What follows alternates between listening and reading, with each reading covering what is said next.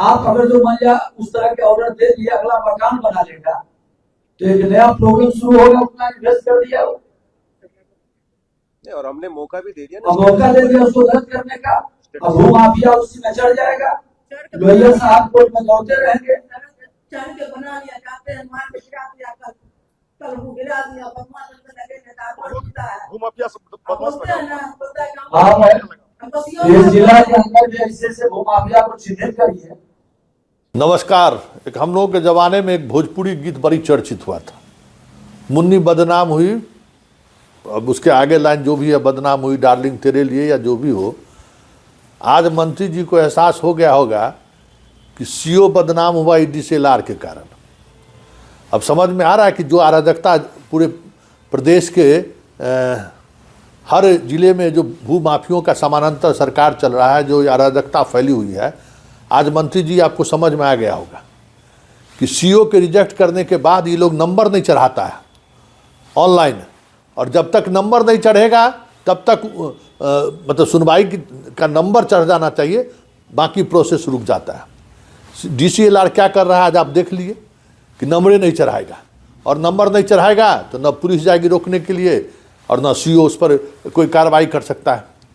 तो समस्या DCLR है। DCLR अगर टाइट रहे तो सीओ का मजाल नहीं है बाएं दाएं घूम लेने का, क्योंकि उसको निर्धारित समय सीमा पर के अंदर खारिज करने की तो बाध्यता है ही, साथ ही जमीन के तमाम ऐसे मुद्दों पर DCLR से वो सलाह भी ले सकता है, ऑन रिकॉर्ड भी और ऑफ रिकॉर्ड भी, जिसकी चर्चा आज आपने स्वयं की है। देखिए, भू माफिया सिर्फ सीओ दफ्तर में नहीं है, कर्मचारी के घर पे नहीं बैठता है, वहाँ से लेके आपका जो जिला में है वहाँ तक उसकी पैठ बनी हुई है। और ये 2-4-10 लाख रुपए का खेल नहीं है, करोड़ों का खेल है ये हर जिले का। अभी समझिए कि हर जिले में हर महीने आपका रजिस्ट्रार जो लेता है तो लेता ही है, सीओ जो ले रहा है सो ले ही रहा है। जमीन का कारोबारी जो है, कम से कम किसी भी जिले में अगर अधिकारियों के बीच पैसा बांट रहा है तो 1 करोड़ रुपया कम से कम। आप पता कर लीजिए, मुजफ्फरपुर शहर में थे 2-3-4 करोड़ रुपया कह दे, उतना उस तरीके से बांटता है। पटना उठना के तो एक ज़मीन पर उतना पैसा दे देता है।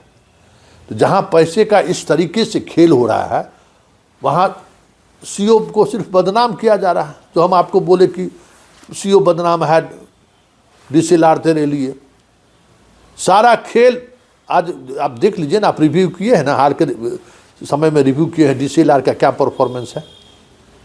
और DCLR को लेकर हाई कोर्ट से डबल बेंच का आदेश है। यहाँ क्यों ये लोग हैं, ये सोचिए ना मंत्री जी। जब आप अगर उस पर सोचिएगा तब आपको समझ में आ जाएगा कि DCLR जो बिहार प्रशासनिक सेवा का अधिकारी सब बना हुआ है, उसके लिए यहाँ पर कौन सा लॉबिंग काम कर रहा है, और उस लॉबी के पीछे क्या है। अरे चंदा वसूली होता है मंत्री जी, अब कहाँ हैं? हम तो देखे हुए हैं, एगो वीडियो के जगह पर एगो नया कोई अधिकारी आप लोग नियुक्त किए हैं, उसमें तो हम देखे हुए हैं कि रात में 2 बजे तक 2 बजे पहुंच गया था सब हमसे मिलने के लिए, सर खबर चला दीजिए। बाद में पता चला कि अरे ससुरा खबर चलवा के लोग जैसे डील करता है। तब हमको लगा कि ना, ये समझना चाहिए कि DCLR जो जिस पद पर सीओ से जो प्रमोट होकर जिसको बैठना चाहिए था, वहाँ DCLR बैठा हुआ है। और DCLR कैसे बैठा हुआ है मंत्री जी, आपको पता नहीं है? भ्रष्टाचार का तो गंगोत्री वहीं से शुरू होता है। आप देख लीजिए ना, पता कर लीजिए कि क्यों नहीं पोस्टिंग हुआ। चीफ सेक्रेटरी काहे ना पोस्टिंग कर रहा है, क्या किस बात को लेकर? हाई कोर्ट के डबल बेंच के फैसला के बावजूद भी DCLR क्यों बना हुआ है? यही तो समझ जाइए बड़का खेला है। वैसे खेला जो भी हो, आज तो आप समझ गए ना कि सीओ बदनाम क्यों है। आज तो आप सहरसा के जन सुनवाई के दौरान उन समस्याओं को आपने फेस किया ना, कि क्या हो क्या रहा है ज़मीन पर, हकीकत क्या है।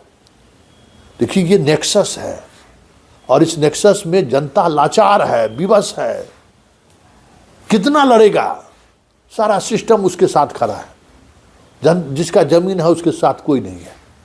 और जो आप भी तो मंत्री जी जानते हैं कि जो जमीन और जोर का होता है, जमीन और जोरू, मतलब पत्नी और जमीन, जिसके पास ताकत है उसी का है। ये तो पहले का कहावत है। इस कहावत को अब और सुशासन में चिरतार्थ हो रहा है। जो कमज़ोर है उसको सब मिलकर दबा दे रहा है। तो जो महिला अपने वकील के साथ आकर आपके सामने जो डिबेट किया है, लगभग 9 मिनट तक आपके बीच बातचीत हुई है, हमें लगता है कि दर्शकों को भी वो बातचीत सुननी चाहिए कि कितना लिटिगेंसी है, किस तरीके की समस्याएं हैं ज़मीन को लेकर। इसलिए आज मंत्री जी ने भी कहा कि भाई दाखिल खारिज कराइए और मोटेशन करा लीजिए। मोटेशन और दाखिल खारिज एक ही है, पर पैमाइश करा लीजिए, तभी समस्या का समाधान हो सकता है। नहीं तो कहीं से पता चला आपका बेटा पोता अशांत है, बाहर से आ रहा है और देख रहा है कि क्या करें। कम से कम जो हम लोगों के बाप दादा परबावाद लोग जो छोड़ के चले गए, उस ज़माने में ईमानदारी बड़ी ताकत थी। जिसका जो ज़मीन है, जो जोत रहा है, सब लोग मानते थे कि इनका ज़मीन है। अब तो खेला हो रहा है उस पर। इस खेला को बंद करने के लिए ज़रूरी है कि हम सब लोगों को दाखिल खारिज मोटेशन जो है और परिमार्जन में जाकर चीज़ों को रखें। नहीं तो आने वाले समय में मंत्री जी जो कह रहे हैं, आज मंत्री जी को समझ में आ गया, सहरसा में आज इनको समझ में आ गया। सहरसा बहुत लिटिगेंट जगह है। मुजफ्फरपुर दरभंगा आएंगे तो पूरा समझ में आ जाएगा कि आदमी कितना 64 होता है।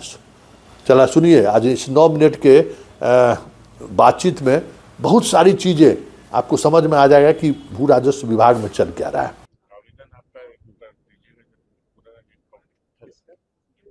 आवेदन है आपके पास? हमारा आवेदन बताइए। आवेदन तो लगाया। अच्छा बताइए बोलिए। वो मेरे पास और कागजात भी है। हाँ बताइए। ये समस्या ये है कि कहा सीओ साहब के यहाँ एक जमीन का पिटीशन के लिए दिए। कहरा के हैं आप? जी कहरा सदर है सर। जी, तो ये जमीन है गांधी पथ सहरसा का, और उस जमीन में ये इनके ससुर अपने पुत्री को दिए थे, लीला देवी। लीला देवी के पति सवेरे में शादी करके अपना अलग हो गए और पूरे जीवन लीला देवी का यही लोग थे। लीला देवी के निसंतान मृत्यु हो जाने के बाद हिंदू उत्तराधिकार अधिनियम 1956 के तहत 15(2) सेक्शन 52 के तहत यह स्पष्ट प्रावधान है कि संपत्ति जिस सोर्स से आया है वो उसी सोर्स में चला जाएगा। और इनके ससुर के द्वारा चूंकि दिया हुआ संपत्ति था, तो कानूनन ये संपत्ति इनके पास आ गया। ये सारी बात सीओ साहब को बताया गया, लेकिन पता नहीं सीओ साहब किस कारण से आप कौन हैं? जी हुजूर हम इनके साथ में है, चूंकि कानूनी बात विभाग थी, इसलिए वकील साहब है। जी जी कानूनी बात विभाग वकील हैं। जी जी। अच्छा, तो कानून की बात ठीक है, अब आप बताइए। तो हुजूर 5-6 महीना तक काटने के लिए 5-6 महीने आप तक बताइए सीओ साहब। ये जो है ये दे दिए है, ये कर्मचारी है, कर्मचारी दे दिया वकील को। उसके बाद आए वो क्या होता है, वो भी दे दिया सब कुछ। अब कर्मचारी और सीएस साहब का स्पष्ट रिपोर्ट है कि इनका दखल है, इनका कुर्सी दिया हुआ है मकान पर, जिस पर अभी प्रतिवादी लोग है वो जबरन जोड़ रहा है मकान को। इसकी भी सूचना थाना अध्यक्ष और एसपी साहब तक को भी मिल करके ये दी है। क्या जानकारी दीजिए पहले हमको। 95 बरस की मेरी माइक सास दीजिए है उनको। पूरी। क्या है ये बताइए। सर अब जब जांच में गए थे, उसी का पहले से बहुत पुराना पहले हुआ था, वही दिखाए थे कि ये मेरा मतलब कब्जा ये है, हम देख लिए थे वहाँ जब केसन का हम जीसी अगर साइड किए, हम संचित बीच में आपत्ति आ गई उनके जवाब क्या जा रहा है? जो इनके बता रहे हैं, लीला देवी के हस्बैंड आपत्ति दिए थे कि हम मेरा जमीन होगा, मेरी पत्नी के नाम पर इनकी माता जी जो लिखी थी, उनके हस्बैंड आपत्ति दिए थे कि मेरा जमीन जो नाम पर है।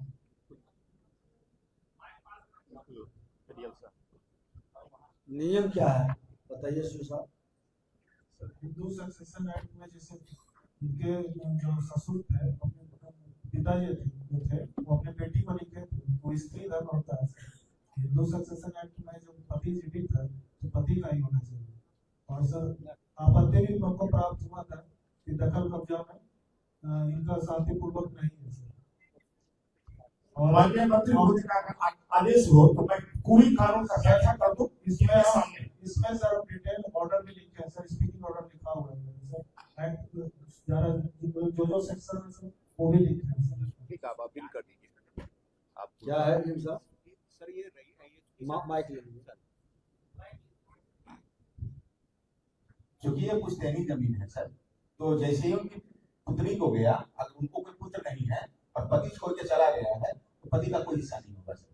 अगर उसको पुत्र होता तो पुत्र को हिस्सा होता, यदि पुत्र नहीं है तो वापिस संपत्ति सर वापिस अपने बैंक में चली जाएगी सर। यही नियम है सर। आप ऊपर गए अपील कर दीजिए। दुर्भाग्यपूर्ण बात है जो हम इसका अपील भी किए हुए हैं और ये अपील माननीय टीसीआर साहब की कोर्ट में है, जो 16/9 को हमने टीसीआर अपील साहब, किया है, 16/9 को अपील किया है। देखिए इनका जितना अपना नॉलेज है और जितना इनकी समझ है उस हिसाब से लिखिए। वो अगर जो आप सहमत में है उसके ऊपर के पदाधिकारी के पास भेज दीजिए, वो उसका निदान करेंगे, आप भिजवा दीजिए। जो उनके यहाँ पड़ा हुआ है, लेकिन अभी नंबर नहीं मिला है टीसीआर साहब को। नंबर में फाइल किया है ना। हाँ, मेरा 16/9 को फाइल ऑनलाइन है, लेकिन केस का नंबर नहीं मिला। ठीक है, देख लीजिए, चलिए।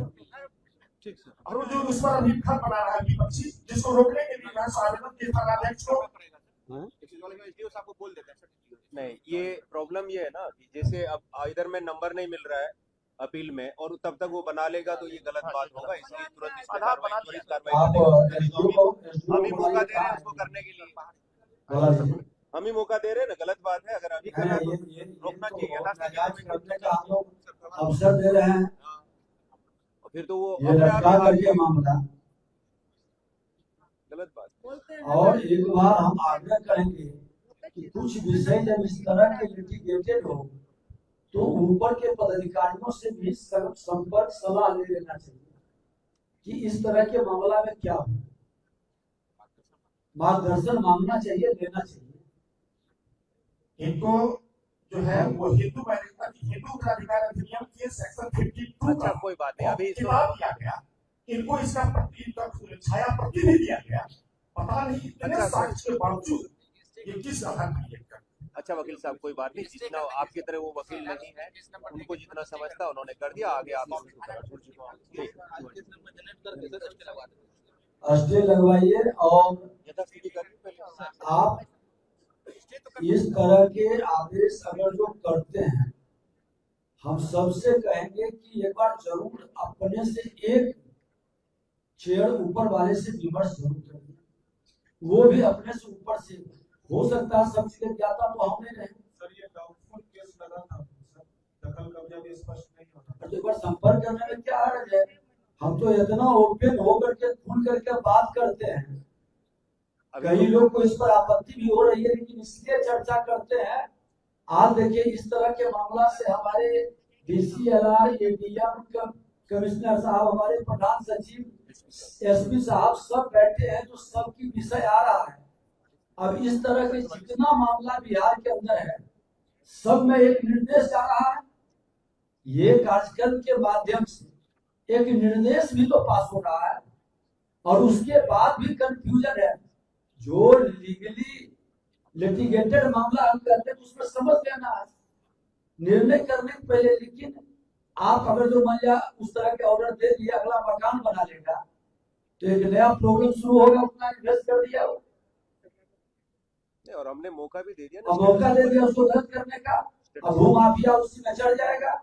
लॉयर साहब कोर्ट में दौड़ते रहेंगे। चढ़ के बना लिया, जाते हैं मार के गिरा दिया, कल वो गिरा दिया, बदमाश से लगे नेता बोलता है। भूमाफिया सब बदमाश बोलते हैं ना, बोलता है कि आप इस जिला के अंदर भी ऐसे से वो माफिया को चिन्हित करिए, सूची बनानी चाहिए। बसियों से बोले बनाने, ऐसे बोलता है। वो बोलता है सीओ साहब बोले। हाँ,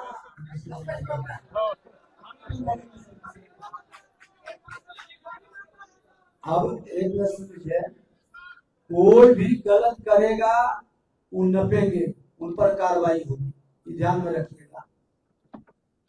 कुंडली घेर दिया है सर, और ये गेट लगा दिया, और थानों में भी जाके किया है, बोलते हैं कि अब तुम लोग भी जाके घुस जाओ, मारपीट करो, क्या कैसे करें बताइए। ठीक है, एसपी साहब देख रहे हैं, एडीएम देख रहे हैं, डीसीएलआर उस पर तुरंत संज्ञान लेंगे। दूसरा इसका आवेदन भी हम लोग के पास, पर्ची तो है लेकिन आवेदन इधर उधर हो गया। आवेदन पहले दिया आपको नहीं दिया है, कॉपी हमको दे दो। पहले इधर दिया था, नहीं पता दिया है, नहीं इधर उधर क्या कहीं हो गया, दीजिए कॉपी दीजिए। क्या है, आवेदन तो वहाँ से हटा नहीं देता है जी, रजिस्ट्रेशन के अधिक से। नहीं नहीं इधर आवेदन दिया हुआ था सारा। एक बार कॉपी वापस दीजिए ना, आया है मिसप्लेस होता, इधर उधर कहीं इसमें चला अरे गया। देख लीजिए, खुजवा लीजिए, तो सेकंड आवेदन दे दीजिए। आप दे दो, है आपके पास दीजिए। आवेदन लिखवा के लेना, just get it typed and give it to it. चलिए नेक्स्ट।